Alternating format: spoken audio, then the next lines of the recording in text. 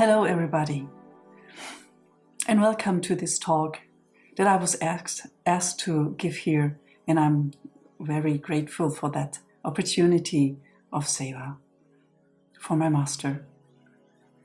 So the topic which I want to talk about is, there is no accident in us coming into contact with a perfect living master in our life. So what makes it that it's not an accident? I can talk from my own experience, of course, and maybe I can add something to it which my master ISTAworld has told me. So let's start with my own experience. I can remember that I was looking for something higher. I was looking for something called God since childhood. I can remember it very well. So when I look back, there was always some kind of suffering in my life. And in this suffering, I can feel now, retrospective, looking at it, there was such a seed planted in this suffering. Because every time there was something like suffering, I was looking for salvation. And when I couldn't find that in a certain place, I looked in other places. So all the time I was looking and searching. I was going to churches, different kinds of churches, and trying to find salvation there. And other kinds of religion, I went there and tried to find God, tried to find salvation. So, but the other thing, what I know now that I was looking for, that I was seeking for, was love. Simply love, and a relationship that is based on love.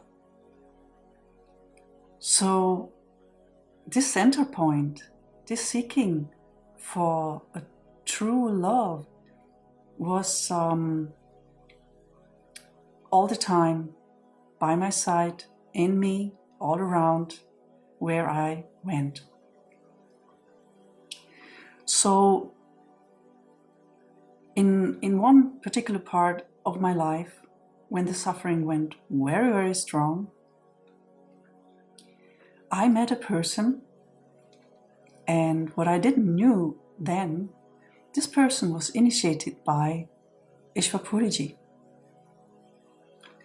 So I met this person because of my struggles, and this person was meant to help me. So in this time that I was in association with this person, my longing for a master grew up. And I didn't know really where that come from.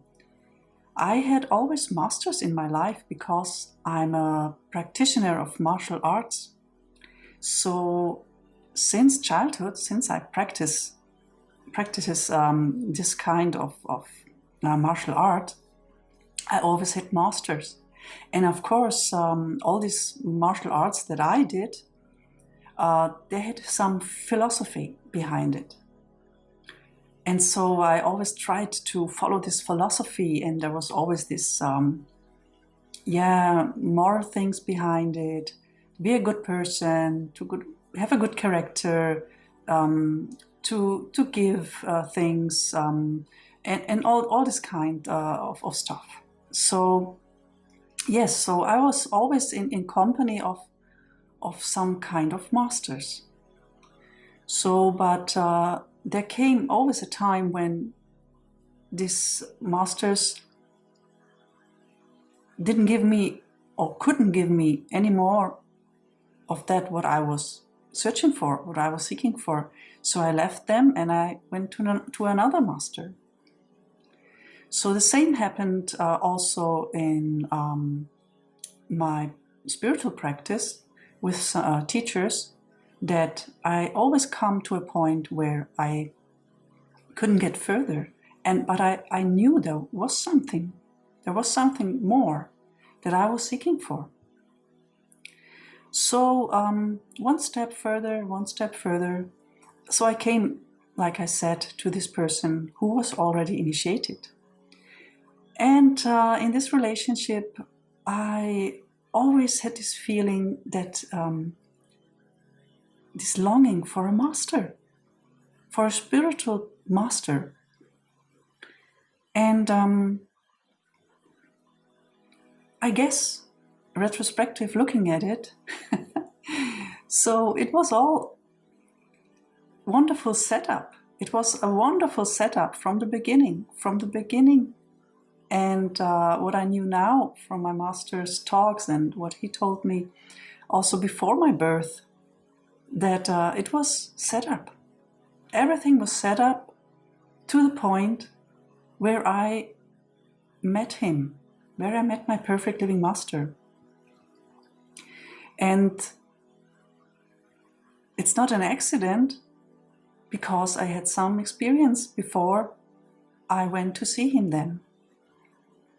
And some strange coincidences took place before I met him the first time physically. So this is why it's not an accident, retrospective looking at it. So let's take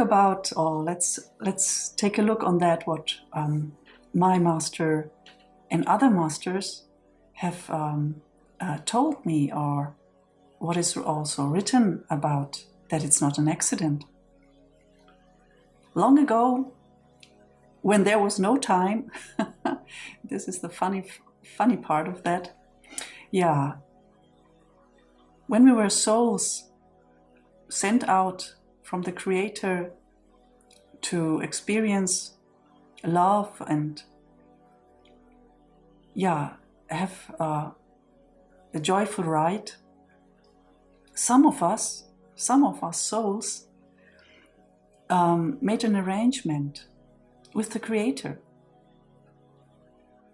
When we was sent out to this creation, to this adventure, some of us looked back to the Creator and said, well, what when I got caught up and when I got enough of this all, when I want to come back, what then?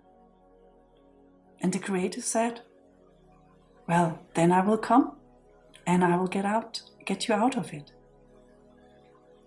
So with this promise, we went on into this creation and forget about everything.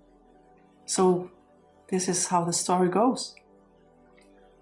So the seed of seeking, the seed of longing, of the truth of God, of our Creator, of love, was already